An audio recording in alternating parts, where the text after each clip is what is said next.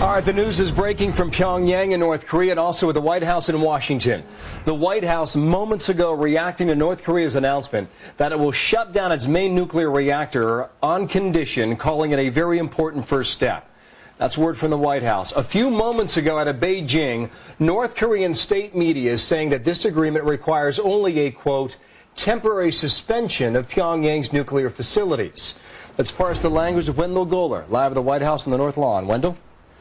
Well, Bill, once again, you're ahead of me. The White House calling it a first step toward a nuclear-free Korean peninsula before North Korea said it would only at least temporarily cease its programs. The way the White House sees this agreement between the U.S., Russia, China, Japan, and the two Koreas, the North Koreans have a series of affirmative steps to take, in the words of Tony Snow, before they receive Western aid. Snow also says that aid will come at least initially from South Korea and instead of the U.S. And he says if the North Koreans cheat, they'll be angering China and Russia, their allies, and not just the United States. Now, this agreement reached last night, our time, today in China time, Beijing, commits North Korea to disable its entire nuclear program in exchange for about 1 million tons of aid.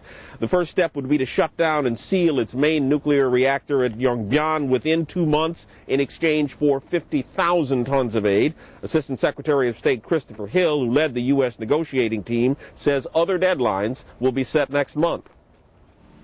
We reached agreement today. It's agreement on initial actions.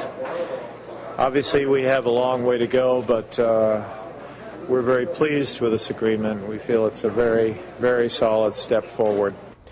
Former UN Ambassador John Bolton told CNN he will advise President Bush to reject the deal. White House officials indicate there is not much chance of that, but Bolton says the agreement sends the wrong signal to nuclear wannabes like Iran, that if you hold out long enough, you can wear down U.S. negotiators.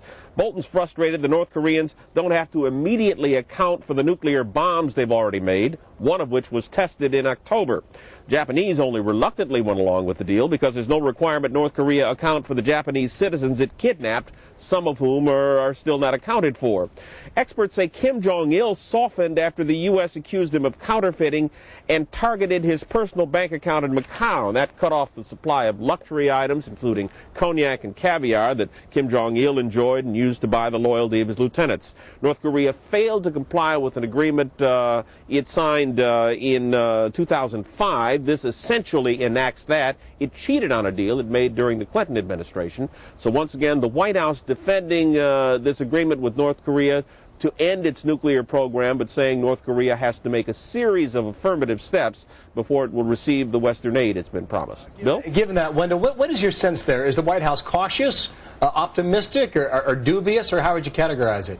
Well, the White House was cautiously optimistic, is the term that they use here, and very much caught off guard by the criticism of former UN Ambassador John Bolton. Officials say this deal with North Korea essentially requires it to do things that Bolton himself was calling for when he was at the UN.